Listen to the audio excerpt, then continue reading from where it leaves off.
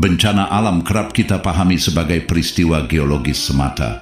Gempa, banjir, longsor, dan badai dijelaskan lewat peta patahan, cuaca udara, dan profil iklim. Semua itu benar. Namun dalam tradisi keagamaan, khususnya Islam, bencana juga dipahami sebagai bahasa moral, sebuah peringatan ketika manusia melampaui batas-batas yang seharusnya dijaga. Pertanyaan yang jarang diajukan adalah, apakah krisis moral yang dinormalisasi ikut membentuk kerentanan kolektif kita? Daerah beradat tapi rapuh penjagaan moral. Aceh dan Minangkabau dikenal sebagai wilayah yang kuat adat dan religiusitasnya. Nilai-nilai kultural dan keagamaan menjadi identitas publik.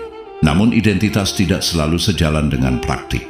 Di balik simbol dan seremoni, muncul gejala normalisasi penyimpangan perilaku, termasuk dalam wilayah seksual, relasi sosial, dan etika publik. Ketika batas-batas dianggap usang dan koreksi moral dicurigai sebagai intoleransi, fungsi adat dan syariat sebagai penjaga pelan-pelan melemah.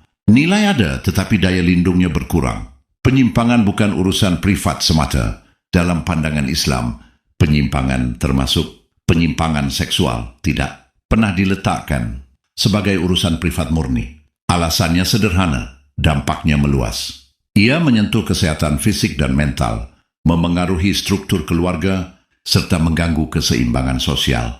Al-Quran mengingatkan, telah tampak kerusakan di darat dan di laut disebabkan oleh perbuatan tangan manusia. Qasas Rum 41. Ayat ini tidak menunjuk satu perilaku tertentu, melainkan pola hidup yang melampaui batas.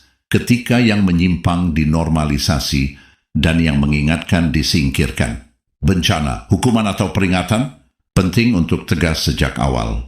Tidak setiap bencana adalah hukuman dan tidak setiap korban adalah pendosa. Islam menolak simplifikasi semacam itu.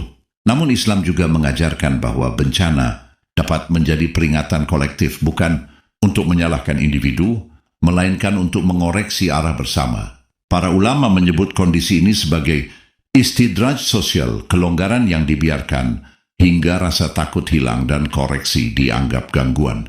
Dalam fase ini, peringatan bisa datang dari mana saja, termasuk dari alam. Simbol tanpa substansi. Pertanyaan paling pahit bukanlah mengapa bencana datang, melainkan apakah adat dan syariat masih hidup atau sekadar dipajang. Ketika adat hanya muncul di panggung seremonial dan agama hadir saat konflik, penjagaan nilai runtuh. Dalam kondisi seperti itu, masyarakat menjadi rapuh secara moral, sosial,